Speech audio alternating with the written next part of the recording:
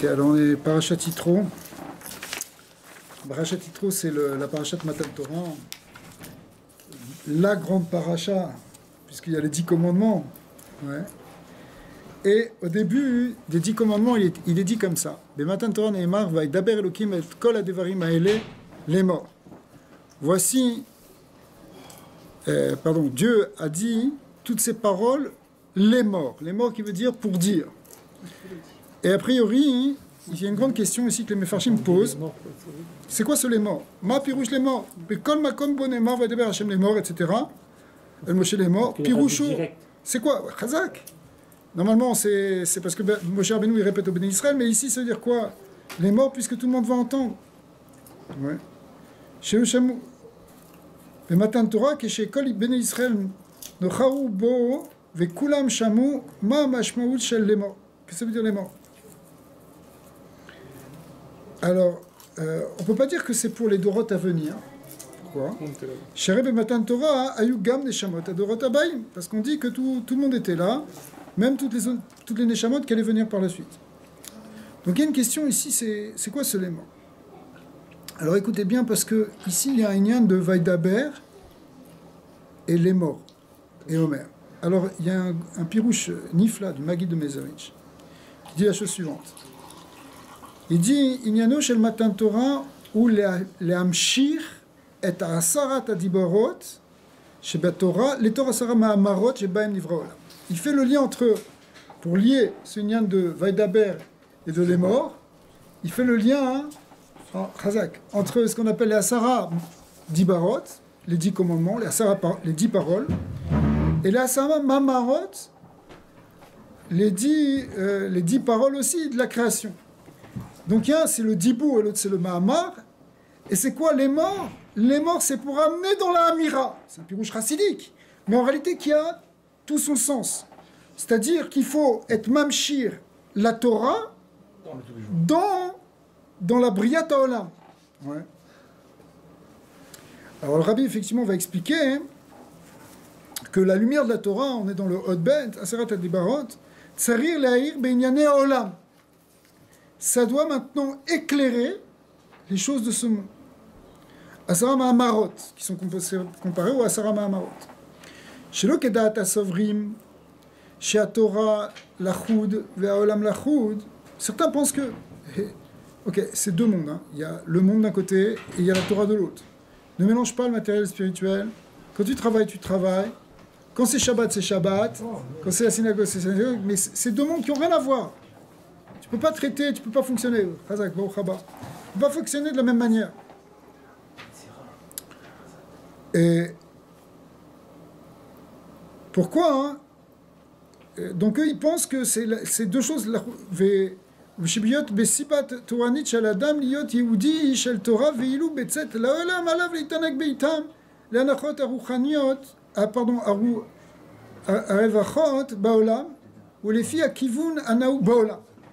Certains pensent que bon, quand tu es à la maison, quand tu es à la synagogue, tu te comportes selon la Torah, mais à l'extérieur, c'est le monde. Adam nidrash shechol inyano inyanav ubiklalam kshurim baolam hazeh yiyu lefi anagot shel Torah. Alors en réalité, le message ici, c'est que tout ce que tu fais dans le monde, tu dois le faire selon la Torah. Ah bien sûr, il y a des lois du pays, il y a des choses que tu dois faire, mais ça doit être toujours avec le kivun de la Torah. D'accord? C'est ça le lien d'attacher les Asara Dibarot de Matan Torah avec les Asara Mahamarot de Briat Haolam. Mais je comprends pas c'est quoi les 10 Mahamarot? 10 Mahamarot, c'est parce que le monde a été créé par 10 paroles. Vayomer Elokim Yeor, Vayomer Elokim Yerakia. Le dixième qui en fait le premier, c'est Bereshit. Bereshit Nami Mahama. Il y a 9 fois marqué Vayomer plus Bereshit. C'est ce qu'on appelle les Asara Mahamarot chez Nivra ou Haolam. Donc il y a des jours où il a prononcé plus qu'un. Oui. C'est lesquels? Les derniers. Oui. Les derniers. Bien sûr. Et c'est ces paroles qui se répètent tout le temps pour qu'il existe. Alors oui, ce qu'on explique d'après la Chassid, merci, Sefer Yetzirah, c'est que c'est que ces paroles-là, c'est pas qu'elles ont été dites dans un passé et qu'après elles se sont arrêtées. Comme nous, quand on parle, au bout d'un moment, on a parlé, après, bon, peut-être on peut s'en souvenir, mais c'est tout. Là, ce sont des paroles qui sont dites en permanence, parce qu'elles viennent de... La parole de Dieu, elle vient d'un présent permanent, qui anime toute la création à chaque instant. Et qui anime même dans les détails de chaque chose toute la création, par ce qu'on appelle les tiroufé otiyot, justement, qui sont expliqués dans le Sefer Yetzira, qui permettent en réalité toutes les combinaisons et toutes les possibilités des existants et de tous les détails de tout ce qui existe dans l'univers, même dans tous les univers. Et elle reste toujours attachée à Dieu, la parole de Dieu. Et cette parole-là, elle est tout le temps dite. Elle est jamais séparée. Ça le part.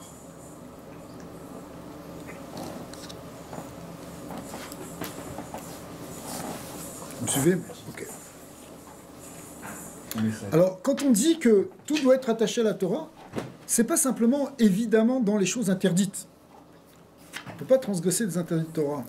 Ça, c'est sûr. Mais même les gabé advarim amutarim, einan tzrichot, lishchor anachot haolam, anachot baal batim, kiim anachot Torah. Les définitions et l'approche qu'on doit avoir des choses de ce monde, ça doit être selon la Torah. On doit avoir une vision de Torah, même dans notre existence profane, entre guillemets. Il n'y a pas de profane.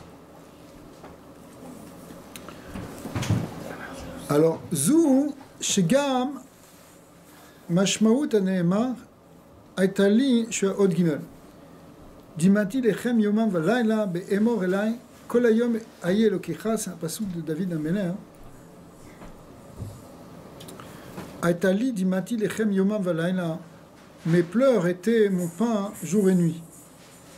C'est-à-dire quoi? Ameriut agedola kolkar ad sheadimaot meshameshot tachlif lechem beitam leyadua shamerirut mashpia ad kede i argasha shel ra'av. L'amertume, et on va voir ici d'où ça vient cette amertume, mais en réalité elle fait que ça crée une absence de faim. Minaïn noveet amerirut, neemar be'emsher hapasuk be'emor elai, milma'ala ba'a ta'ana kol hayom aye elokecha. C'est en réalité quelque chose qui vient de la question qu'on se pose et qui vient d'en haut, mais qui vient de profond de nous, qui est aye elokecha, où est ton Dieu? Il y a la Neshama, elle est dans une recherche d'Hachem. Notre être profond, il veut Hachem. Il ne veut pas simplement les choses de ce monde, et la gashmiyut, et les soucis, et les plaisirs de ce monde. Il cherche Hachem, Aye Elokecha. Et ça, David, lui, il avait tellement développé ça que c'était ça sa nourriture. Quand quelqu'un se nourrit de rechercher Hachem, il n'a plus besoin, il est nourri par ça, si vous voulez. Il a plus, le reste, c'est pas ça son fonctionnement, c'est pas ça sa nourriture, et c'est pas ça qui le fait vivre. Quelqu'un, il peut avoir sa vie, vivre pour lui, c'est gagner de l'argent. Vivre pour lui, c'est rechercher ça. Vivre pour lui, c'est construire ça. C'est vrai, tu vas gagner de l'argent. C'est vrai, tu vas construire. Mais est-ce que c'est ça qui te nourrit?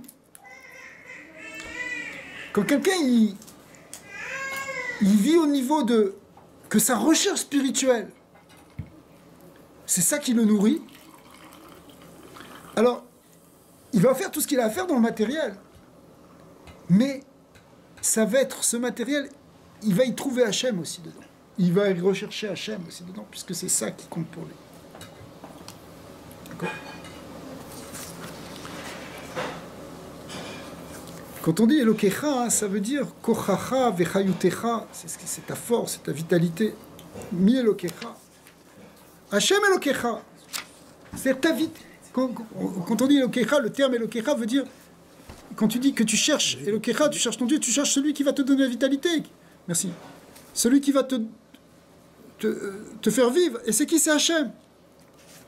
Qui lui, est les Ma'alam Yazman ou Me'amakom, qui est au-delà de l'espace et du temps. Ou les Ma'alam Ishtal Shelut, qui est au-delà même de toute la structure de causalité qui crée l'univers. Hu Elokecha, c'est lui, c'est ce Dieu éternel, cette essence divine, c'est Kochacha Vechayutecha. Quelque part, et c'est ça que nous donne cet exemple ici de David, c'est cette quête spirituelle de rechercher l'essence divine. Si c'est ça ta vitalité, tu vas voir toute ta vie extérieure va changer. Yoter alken, Anochi Hashem Elokecha. Anochi Hashem Elokecha, c'est que Anochi Misha Anochi. C'est le je suis, celui qui est l'essence divine. Delut Ramezle Beshum Od Velo Beshum Kotz, qu'on ne peut même pas représenter par une lettre, même pas par un point de la lettre, comme par exemple dans le Shem Yud Kevavke. Même la pointe supérieure du Yud, qui s'appelle Kotso Shel Yud, qui représente dans les sphirotes Keter, mais quand on parle de Anochi, de l'essence divine, c'est encore plus que ça. Ça ne peut même pas être représenté par un nom, et même pas par un point dans un nom. Où est Elokecha? Eh bien, cette essence divine, c'est ça ton Dieu. Kochacha vechayutecha. Zu adrisha. Alors voilà, on arrive maintenant à rejoindre ce dont on parlait avant. Zu adrisha. Amufanit klape Adam. Kol hayom aye Elokecha. C'est quoi en fin de compte cette recherche que l'homme il peut avoir, on va le dire comme ça, c'est quand ça devient Kol hayom, que dans toute la journée, tu recherches Hachem. Toute la journée. Kol hayom, ça veut dire pas simplement le matin quand tu es en train de faire ta tefila avec tes tefilines, où tu recherches Hachem. Mais c'est même quand tu es au bureau. Il y a en toi quelque chose qui cherche Hachem. Ça ne veut pas dire que tu te mets à planer, au contraire. Mais ça veut dire que tu approches avec la vision de la Kedusha, tu approches avec la connaissance de la Torah, tu amènes la Asara Dibarot dans les Asara Mahamarot.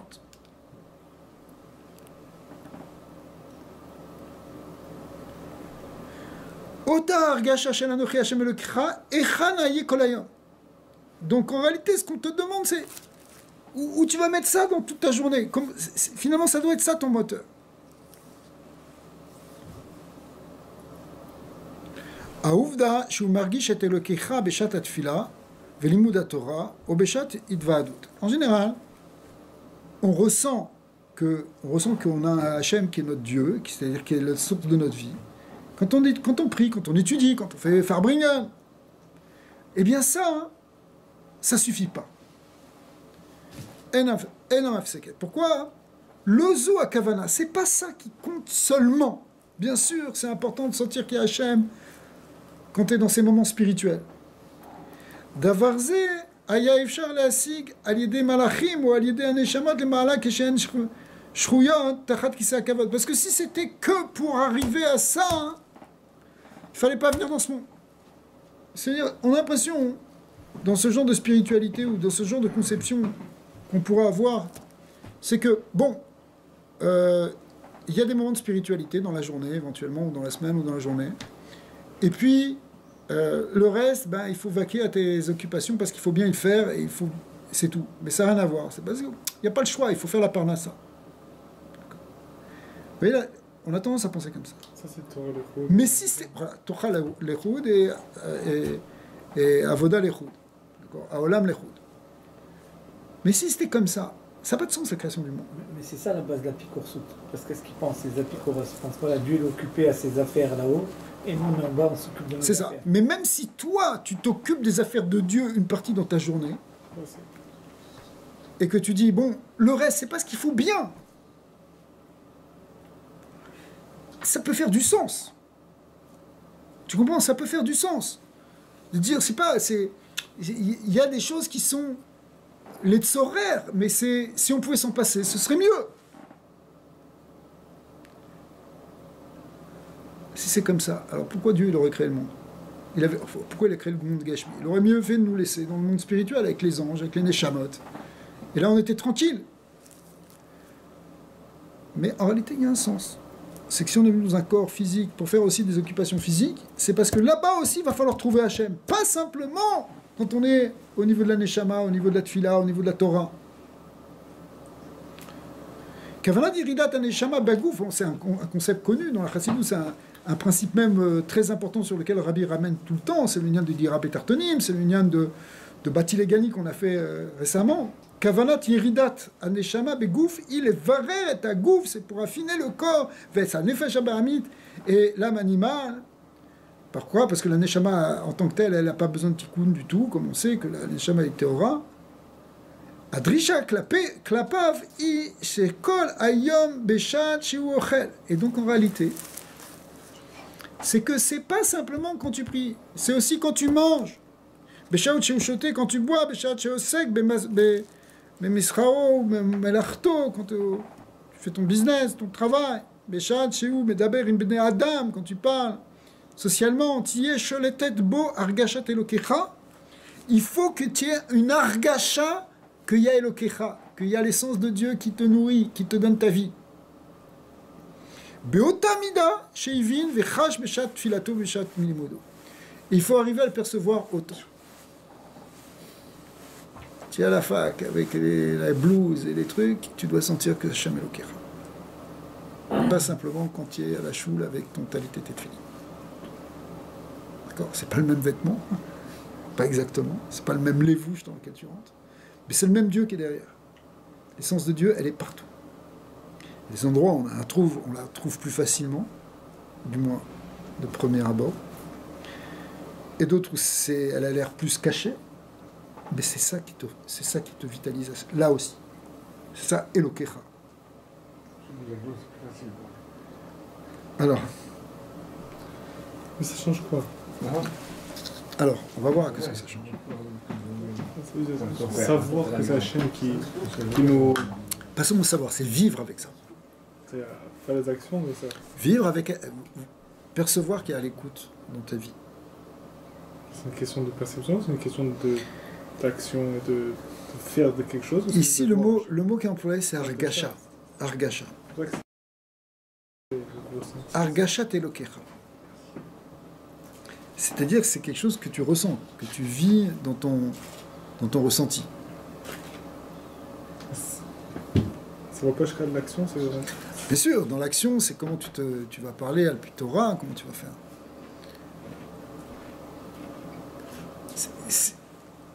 Tu vas plus être dans la dualité, dans une espèce de dichotomie de ton être, entre un être profane et un être sacré. Mais ça prend ces moments d'isolement dans la prière comme pour recharger une batterie. Oh, comment? Pour après aller là-bas.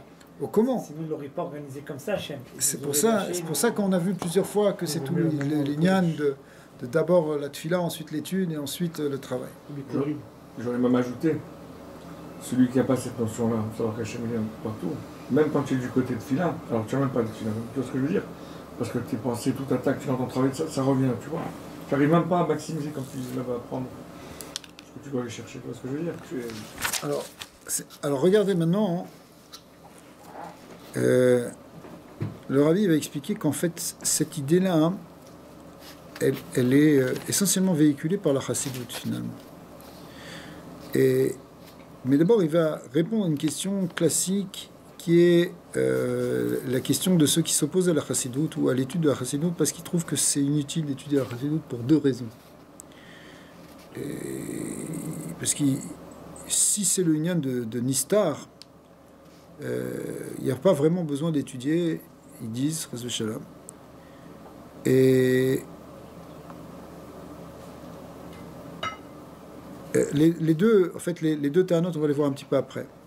Mais il faut d'abord savoir que le Nistar de la Torah, parce qu'il y a des gens qui pensent que le Nistar, ce qui est caché, le secret, la partie ésotérique de la Torah, elle n'est pas obligatoire. Parce qu'on n'a pas besoin. Et même à la limite, c'est quelque chose qui est en plus. Pour la plupart des gens, bon, la Torah, c'est quoi? C'est la Gemara, c'est tout, c'est fini. Oui. Ok?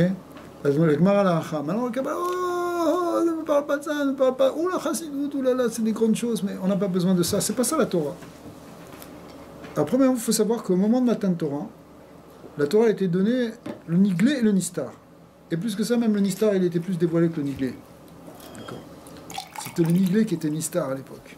Le Ben Ishraï dit d'ailleurs, Shavuot t'en fais pas, ce qui me ramène. On dit pas c'était que là, c'est pas ça qui a été donné. Chazak. C'est après, il dit. Alors, parce qu'ils n'avaient pas le temps de les étudier aussi. Les deux ta'anot dont j'étais en train de parler, hein, c'est que les mitnagdim disent, enfin ceux qui s'opposent à l'étude de la Chassidut disent la chose suivante. Si c'est une étude tellement importante, alors premièrement, pourquoi ça n'a pas été donné avant la Chassidut? Et pourquoi il y a eu des générations et des générations qui ont vécu sans la Chassidut? Vous êtes en train de me dire que c'est vital, la Chassidut, c'est un limoud super... On a besoin de Chassidut? Mais dis-moi, pendant des siècles, on a vécu sans Chassidut. Une question. D'accord. J'ai peur déjà. Il était dans d'autres... C'était le Zohar, c'était la Kabbalah, c'était... C'est le Zohar. D'abord, c'est le Zohar. C'était pas tout le temps. On n'a pas tout le temps eu le Zohar. Et puis le Zohar, il était que connu que quelques personnes. Alors que la Chassidut, c'est une explication qui vient et qui peut toucher tout le monde. Mais cette question, on pourrait la poser aussi sur le Zohar. Pourquoi avant Rabbi Shimon Bar Yochai? Mais en tout cas, posons-la. On peut le considérer comme un chassid quand même. Oui, mais la Chassidut, on voit qu'il y a un limoud spécial de Chassidut. Il y a une étude, depuis le Baal Shem Tov, tous les grands Chassidim, les grands Rebbeim, en particulier la Chassidut Chabad. Donc, première question. Deuxième question.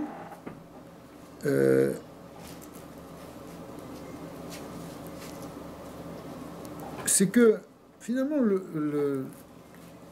le limoud zé, ou kazé à Mouville, c'est quelque chose qui amène le bitoul, la chassidut. La chassidut, elle amène le bitoul de la gashmiout et du yesh. Et, or, le Mashiach, alors qu'avant, Alors attends, mais pour l'instant, hein, quand tu étudies, c'est quelque chose qui est négatif a priori, le bitoul. Parce qu'au contraire, il faut se renforcer, il faut exister, il faut prendre notre place, il faut développer. Bitoul, c'est le bitoul. Où on va avec le bitoul? Okay. Ça, c'est les deux grandes questions qu'il y a contre le limoud chassidut. Je ne pas bien la deuxième. La première, c'est tu étudies les Mahamarim du Rabbi Rachav, où ça va t'amener? Ça va pas te développer? On pourrait croire ça. En réalité, ça va te toucher ton essence. Mais d'un côté, c'est pas... Quand tu apprends une halakha, alors tu te construis, tu fais des choses. Bitoul, c'est le contraire de Metsiout. Bitoul, c'est le contraire de Binyan. Au contraire, tu te construis pas. On le croit. On est dans la question. Exister, c'est s'annuler. Ça, c'est une grande question. Oui, sinon si tu existes toi-même, ou des dieux, ou des plans divins, ou des... Faut laisser la place. Parce que s'annuler, c'est peut-être pas exister, c'est justement s'annuler. C'est deux choses qui sont contradictoires, bitoul et yesh.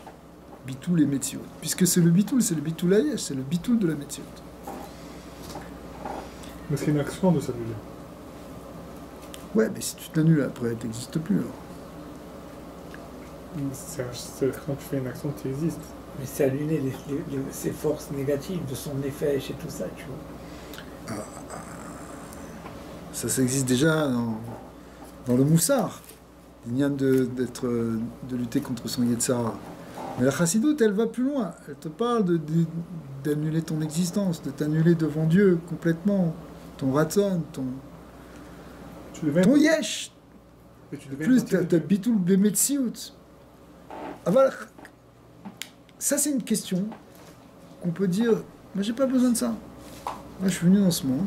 Je suis venu pour servir Dieu, pour faire des mitzvot. Je fais des mitzvot, c'est tout. Qu'est-ce que tu veux que je m'annule? Ok, ça c'est deux questions. C'est surtout sur la première question que le Rabbi va répondre maintenant. Il dit comme ça, on est au début de la haute vague. Nehemar beshmone prakim, il ramène le Rambam dans les shmone prakim, les 8 chapitres. Shekeshem sheeshnam machalot verefuot aguf kar yeshnam machalot verefuot anefesh. Le Rambam c'était un médecin, mais c'était pas simplement un médecin du gouffre, il connaissait la psychosomatie, il explique que de même qu'il y a des maladies et des remèdes pour le corps, il y a des maladies et des remèdes pour l'âme. Mouvan est faux, chez מתופעות רבות הקיימות בחולי ורפואת הגוף, אפשר ללמוד לגבי חולי ורפואת הנפש. De là, il dit, on peut apprendre de ce qui se passe pour le corps dans les maladies et dans les guérisons, on peut l'apprendre aussi pour l'âme. C'est le même modèle. Zayn, qu'est-ce que ça veut dire Machala, maladie, Rahman al-Islam. B'derech klal, c'est quand il manque ou qu'il y a un défaut dans une partie du corps. Cependant, il y a aussi, en général c'est ça, c'est un manque ou qu'il y a un défaut au niveau du gouffre. Mais parfois dans le corps, c'est pas un manque, c'est au contraire un trop-plein, un guidoun. C'est une partie du corps qui est une excroissance, une tumeur. Et a priori, qu'est-ce que ça peut faire qui est quelque chose en plus dans le corps? Quand il manque, on comprend que c'est un problème, mais quand il y a quelque chose en plus, bah, tant mieux, ça fait du plus, non? Et il manque rien, puisqu'il y a du plus. Mais en vrai, c'est évident que, au contraire, Chas v'Shalom, ça peut être une plus grande maladie qu'autre chose. D'ailleurs, la fameuse maladie dont on ne veut jamais dire le nom, celle qu'on appelle la maladie, et en réalité, hein, elle est souvent basée sur des tumeurs. Le rabbi dit Shelo Rotsim Likrot Beshem, on ne veut même pas l'appeler par son nom. Le rabbi n'aimait pas dire les choses négatives, il ne sortait pas les mots négatifs de sa bouche. En fait, le Chelek Abassar chez Nosaf, Gorem Nezek le Makom Bo, Unimsa, Ve'afalul Rahman Isol et Pachet Yoter. Non seulement ça pose un problème sur l'endroit où ça se pose, mais ça peut même après se diffuser ailleurs.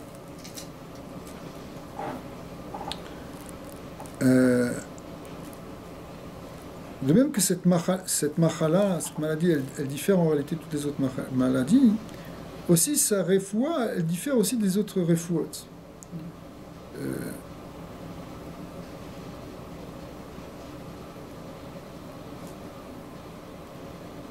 En réalité, cette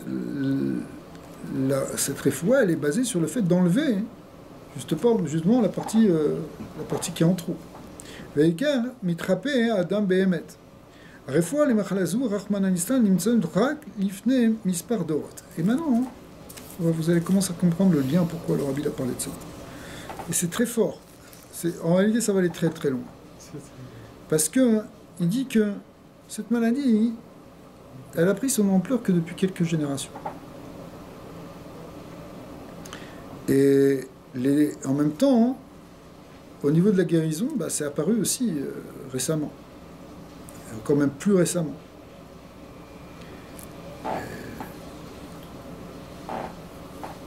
Alors, au traite, c'est Mouvan Me'elam she'en mamash bedvarav shel mi she'eno rotze leishtamesh berfuot zu mishne ta'ami עניינה של רפואה הוא הרחבת וחיזוק מציאות הגוף וריסתו.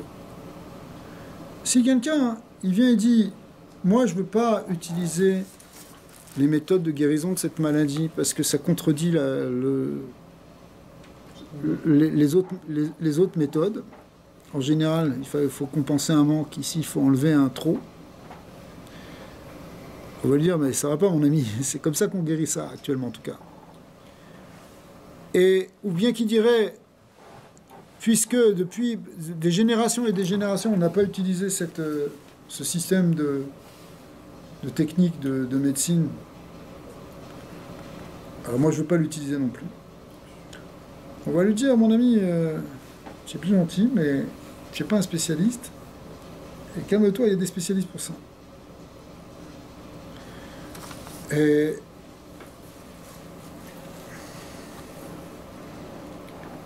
לפי שהדבר אותו יש להרחיב ולחזק הוא החלק הבריא של הגוף, אבל לא את החלק שנוסף. משום שאינו שייך לגוף, כי אם אדרבה מזיק לו, ולפיכך יש להרוס אותו. Il faut enlever la partie supplémentaire, c'est elle qui pose problème, pas le reste du corps.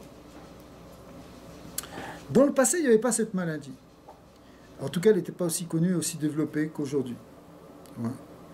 Et c'est pour ça, on n'avait pas tellement cherché comment la guérir. Veikar, le rabbi dit, Milma là, le zomna arefoa elea. En réalité, d'en haut, on n'avait pas encore dévoilé ce type de guérison. Leumadze, leacharona, kishemerha itrarabat, itrarafta, Achman Litzan, igdim akadosh baruch hu refoa les maka, vezemin et arefoa.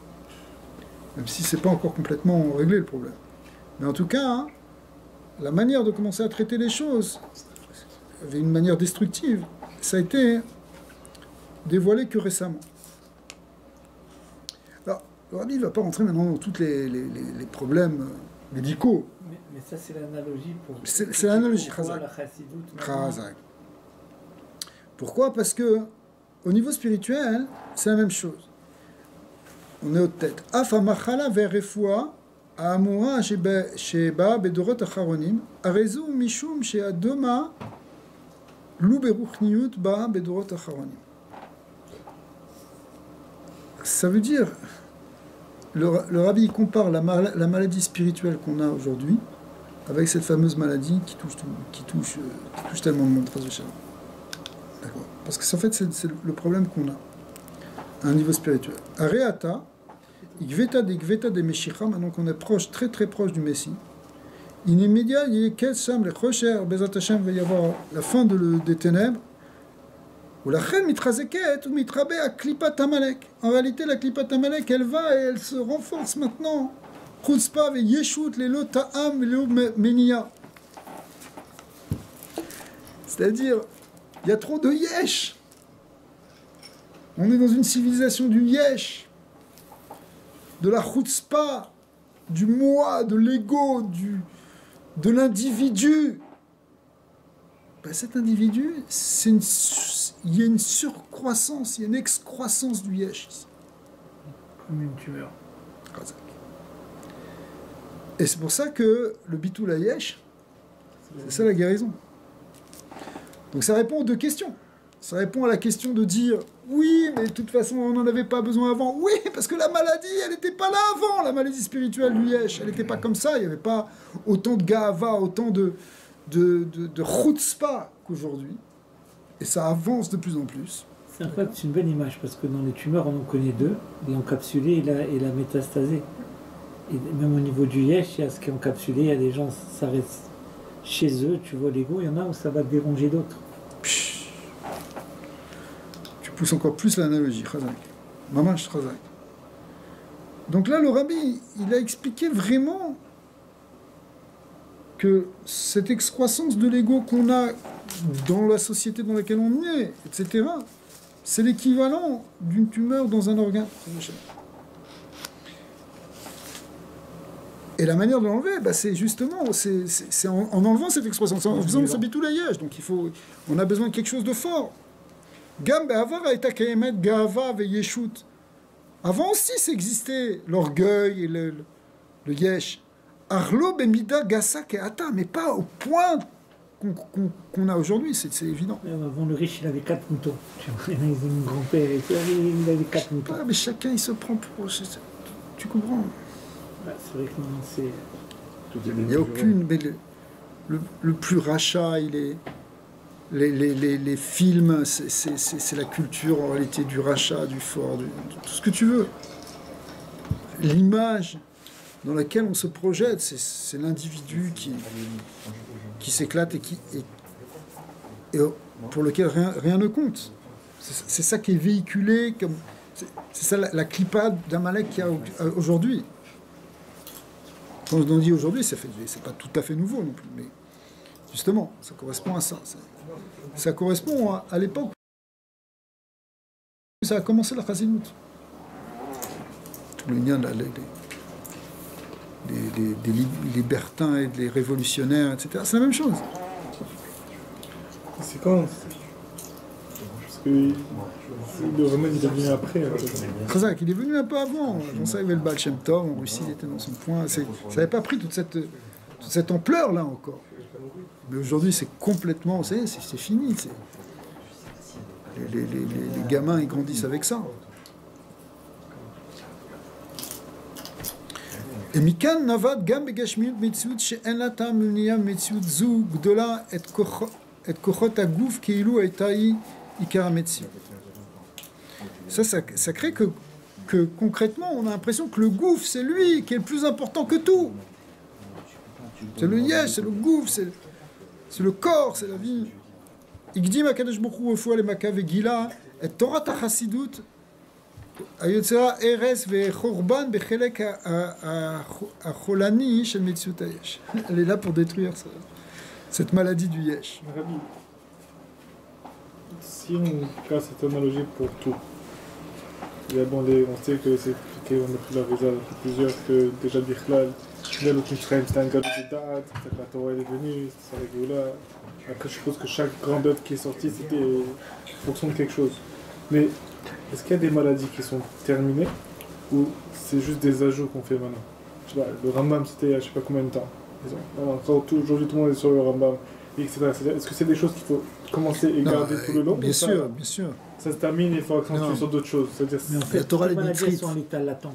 Et des fois, sont activées par des facteurs, par des seuils dépassés. mais ça fait qu'il faut prioriser des choses sur d'autres. C'est-à-dire, est-ce que tout ça, c'est juste des ajouts avec le temps qu'on ajoute dans un sévère, on ajoute, ou c'est, ok, ça c'est réglé maintenant? La Torah, elle est nisrite. Akadosh Baruch Hu bara,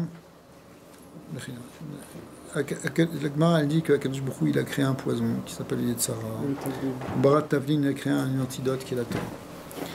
Et en fait, c'est quelque chose de très profond, parce que c'est ça d'ailleurs le lien de Matan Torah, c'est qu'on a besoin vraiment de toute la Torah, tous les halakim de la Torah, et de toute la sagesse de la Torah, et de toutes les mitzvot, et de tous les pratim des mitzvot, pour arriver à vraiment gagner contre notre Yetzara. D'accord. Et c'est un lutte de toute une vie, et même ça suffit pas. D'accord. Maintenant, là, il y a quelque chose de plus récent qui vient avant Mashiach, qui est cette excroissance du yesh. Qui fait que d'ailleurs, il y a ces genres de maladies qui apparaissent dans le physique. Alors, pour ça, il fallait dévoiler les choses les plus profondes de la Torah, qui sont dans Chassidut. Il faut quand même garder le reste avant. Mais absolument. Parce qu'on n'est pas à l'abri de rien du tout. C'est pour ça que les chassidim, le rabbi dit qu'il faut étudier Chassidut, mais il faut aussi étudier Chumash, et Rambam, et de la Gemara, et de la Halacha. Il faut tout étudier. La Chassidut n'est pas venue remplacer le reste. La Chassidut est venue, au contraire, vivifier le reste. C'est un peu différent.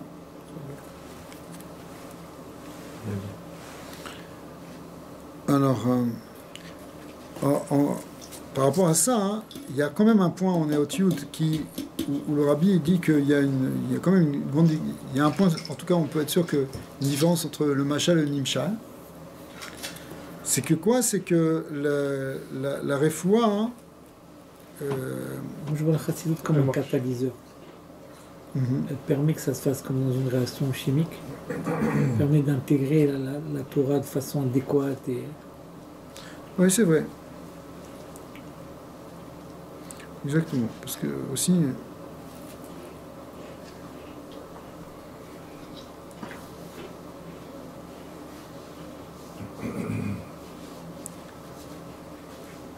c'est que la Torah, a priori, c'est quoi la différence?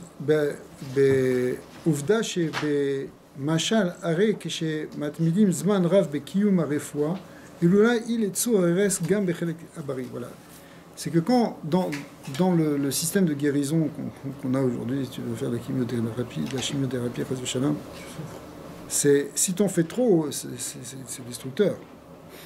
Alors que la Torah, même si tu en fais trop, c'est pas destructeur. Ça veut dire que tu peux apprendre et tu peux encore apprendre. Au contraire, ça va pas détruire à la fin. Ça va toshia les nefesh. Elle est appelée os vetoshia. Ça veut dire que elle est la force, elle est le soutien à la fois du corps et de l'âme.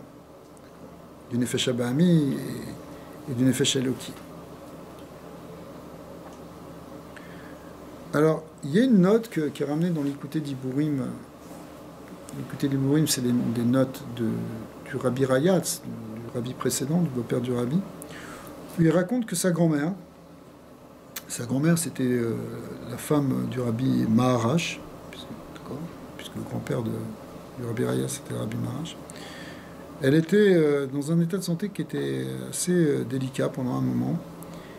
Et les médecins lui avaient dit qu'il fallait que, comme elle était très faible, qu'elle mange dès son réveil. Dès le lever du jour, il fallait qu'elle mange quelque chose. Sauf qu'elle était très pieuse. Et l'idée de manger avant de prier, ça ne lui rentrait pas. Elle ne voulait pas manger avant de faire la tfila. Alors qu'est-ce qu'elle a fait? Elle s'est mise à se lever plus tôt. Comme ça, elle se levait 1 heure plus tôt. Comme ça, elle faisait cette tfila plus tôt. Et comme ça, elle mangeait à l'heure où normalement elle aurait mangé si elle s'était réveillée. Alors finalement, ça n'a pas servi parce que elle était encore plus faible parce que en plus de ça, elle dormait moins. Alors le Tzemar Tzedek, qui était son beau-père, puisque le Tzemar Tzedek c'était le père du Rabbi Maharash, d'accord, qui était donc le rabbi lui, à l'époque, et il lui a dit que il a dit comme ça, hein, Yehudi Tsarir, il a dit comme ça de manière assez sérieuse, il a dit Yehudi Tsarir liyot bari ou bal koach, un juif il doit être en bonne santé et avoir de la force. Les gabé mitzvot, Nehemar, sur les mitzvot, il est dit Vechai baem. Tu vas vivre avec elle, tu vas vivre par elle, tu vas vivre dans. C'est pas les mitzvot, c'est pas fait pour te tuer. Ou pirush adavar sheesh le'achdir chiyoniut les mitzvot. Il faut amener la vitalité dans les mitzvot. Et comme il a expliqué le Maguide de Mejiris, au-dessus, quand on a dit que les Asara Dibarot, qui sont la force de la Torah, hein, elles doivent faire vivre, elles doivent rentrer dans les Asara Mahamarot, c'est-à-dire dans les choses du monde. Ben, c'est la même chose, les mitzvot, c'est quelque chose qui doit te donner de la chayut, il doit y avoir de la chayut dans les mitzvot. Kedeshetiye, efsharut le'ardi chiyonut be mitzvot, ala adam liyot bal koar, vesharouy be simcha. Pourquoi? Parce qu'effectivement, la vitalité, tu dois avoir de la vitalité, tu dois avoir de la vitalité dans les mitzvot pour vivre dans la simcha. Et le Tzemar Tzedek a conclu, et il a dit Allah liyot lelo ochel. Il a dit à sa belle-fille, il a dit, tu ne vas pas rester sans manger. Mutav lechol leshem tfila, me'asher litpal leshem achila. Il a donné un grand principe que le rabbi va développer juste après. C'est mieux de manger pour prier que de prier pour manger. D'accord. Alors, on va voir, parce que prier et manger, ça représente aussi ces deux mondes du spirituel et du matériel, de nos deux activités. Alors, Kol advarim שסיפרו רבותינו ובמיוחד אלו שנמסרו למדור ודור, מדור לדור, אינם סיפורים סתם. Il faut savoir que quand on raconte des histoires des tzadikim, des histoires des rébéim, et encore plus ceux qui se sont transmis de génération en génération, c'est pas des petites histoires stam parce que bon voilà, il a parlé à sa belle-fille. Ce sont des enseignements véritables qui nous parlent à nous jusqu'à aujourd'hui. Au contraire, il y a une grande sagesse dedans. Et au contraire, il faut aller puiser sa sagesse. Inyane Adam, Chelukim Bichla les Shne Sugim. En réalité, grosso modo, tu peux dire que la vie de l'homme, elle a deux aspects. Il y a les choses que tu fais pour Akadosh Baruch Hu, comme par exemple le Limud Torah, la Tfila, Kiyuma Mitzvot, le côté spirituel, si tu veux. D'accord? Et Dvarim She'adam Ose Otam Avur Atzmo, les choses que l'homme fait pour lui. Voilà. דברים המהווים באמת איכר לאדם או שהם נראים כאיכים עבורו. Ce sont des choses qui sont nécessaires, là, c'est les nécessités de la vie quotidienne, ou qui semblent en tout cas relever de la nécessité de la vie quotidienne. Parce qu'en réalité, il y a quelque chose de plus profond derrière. התוכן הפנימי של שני הסוגים הוא תפילה ואכילה. Ces deux choses, on les appelle tfila et achila. Donc il y a toutes les choses que tu fais, les mitzvot, la Torah, ça c'est tout ce que tu fais pour le bon Dieu, et ce que tu fais pour toi. Ça s'appelle tfila et achila. D'accord?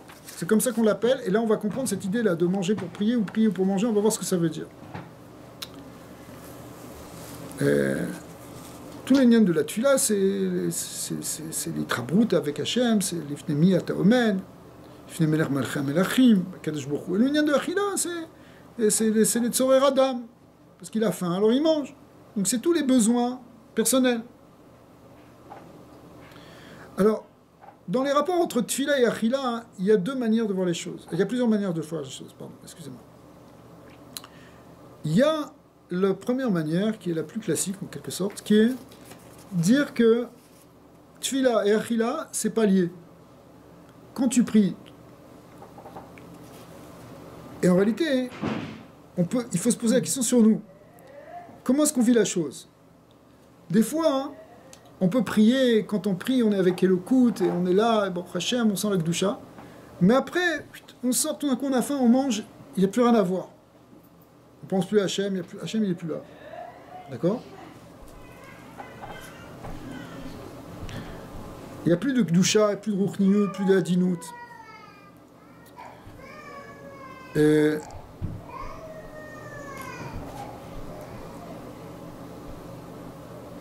Ça, c'est la première manière. Que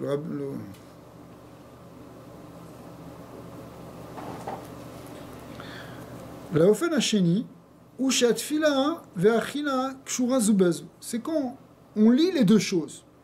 Le monde spirituel, le monde matériel, la tfila et la achila.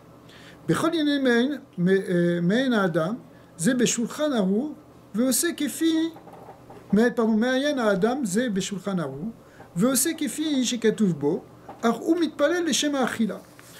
Quelqu'un, il fait tout, al pi halacha, il remet dans le shulchan aru, il fait les mitzvot, mais il le fait pour la achila. Ça veut dire quoi? Il le fait pour la achila. Pirush advarim, מאחר שהוא יודע שעליו כמסכן להזדקק אל הקדוש ברוך הוא, parce qu'il sait que lui il est dépendant de Dieu, il est comme un pauvre par rapport à Hachem, on a besoin d'Hachem, et que la manière de recevoir d'Hachem, c'est comme c'est marqué Bechukotay telechu venatati gishmechem, que si tu fais mes mitzvot, je te donnerai l'abondance. Alors il sait que s'il va bien faire cette fila et qu'il va bien prier, qu'il va bien, il va bien étudier, Dieu va lui donner une bonne part de ça. C'est comme ça qu'il pense. Ça s'appelle Tfila Letzorer Achila. C'est-à-dire, pourquoi tu fais tes mitzvot? Parce que tu as peur qu'Akadosh Baruch Hu, il va te manquer. Il va te donner quelque chose en moins. Ou si tu fais bien, il va te donner quelque chose en plus.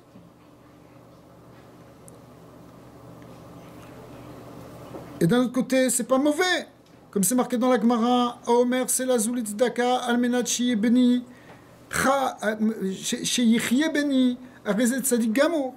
La Gemara elle dit, si quelqu'un il donne une pièce à Tzedaka, il dit ça c'est pour que mon fils il vive, parce que son fils il n'est pas en bonne santé, alors il dit pour que mon fils il vive. Eh bien ça s'appelle un Sadik Gamo.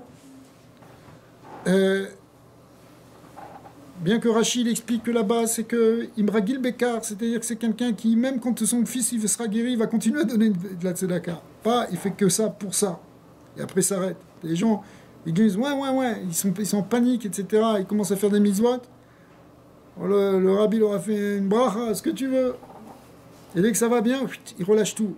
Ah, c'est un problème là, c'était vraiment pas sincère. Mais même si quelqu'un il est sincère et qu'il fait ça pour ça,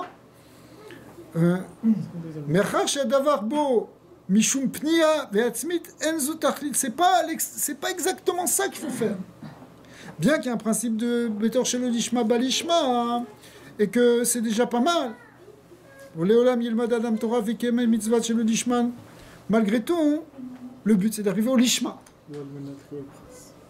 Et c'est lo almenat le mekabel pras. C'est-à-dire qu'en fait, c'est pas prier pour manger. Mais par contre, il faut arriver à un niveau qui s'appelle manger pour prier. C'est quoi manger pour prier? C'est pour mieux prier. Atfila, vada shalai liyot leshem atfila. Prier, c'est sûr que ça doit être pour prier. Il n'y a pas de doute. Quand tu fais une mitzvah, tu fais pour la mitzvah. Quand tu pries, c'est pour Hachem. Quand tu étudies, c'est pour grandir le nom d'Hachem. D'accord. Mais maintenant, même ce que tu fais concrètement dans le monde physique, le nian de la Achila, c'est pour la Torah. C'est pour la Tfila. Pour avoir les forces ou pour faire les belachot? Pour avoir les forces, tu gagnes ta parnassa, c'est pour donner la tzedaka. C'est pas que tu donnes tzedaka pour recevoir la parnassa. c'est que tu gagnes la parnassa pour donner le tzedaka. Tu as cette kavana-là. Ça s'appelle achila, le tzorer, tfila. Et ça, c'est plus grand. C'est plus l'ishma. Ouais. Et le rabbi est pareil, donc quelque chose qui est... Même, vous le lirez si vous voulez. Il parle sur le nyan... Parce que le but, il est plus spirituel. Dans l'autre, le but, il est matériel. Voilà, chazak. Le rabbi fait une bracha pour qu'on soit riche. Et qu'on ait beaucoup de richesse. Et qu'on puisse donner beaucoup. Il ne faut pas avoir peur d'être riche. Au contraire, soyez riches, vous allez faire encore plus de mitzvot avec. Ça, c'est derrière du rabbi. C'est que la gashmiut, elle est là pour le rouchani. C'est pas le rouchani pour arriver à ce qu'il y ait la bracha dans le gashmi. Je donne mon maaser, Bezat Hashem, Dieu va me récompenser. C'est trop simple ça. C'est le premier niveau. Le rabbi veut nous amener dans un niveau au-delà de ça. Il veut nous amener au niveau, oui, on veut gagner parce qu'on veut dévoiler Elokut, on veut que la Torah soit mitrazeket, on veut qu'il y ait de la Kedusha et des mitzvot et des shabbaton et des tzedakot. C'est comme ça qu'on doit approcher la gashmiut. Achila le sorer tefila.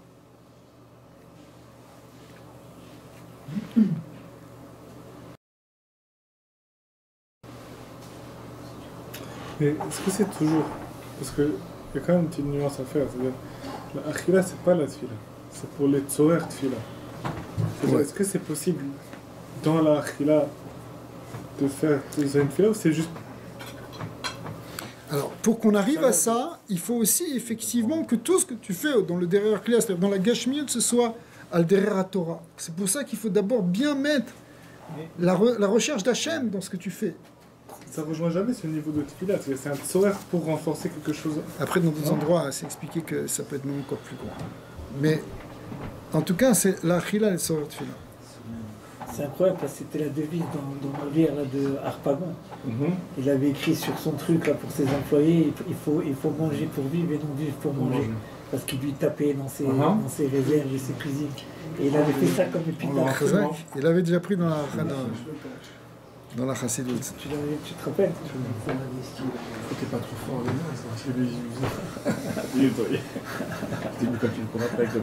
Le rabbi finit sur une aura concrète que si ça c'est vrai pour les hommes en général, mais c'est encore plus vrai pour les femmes.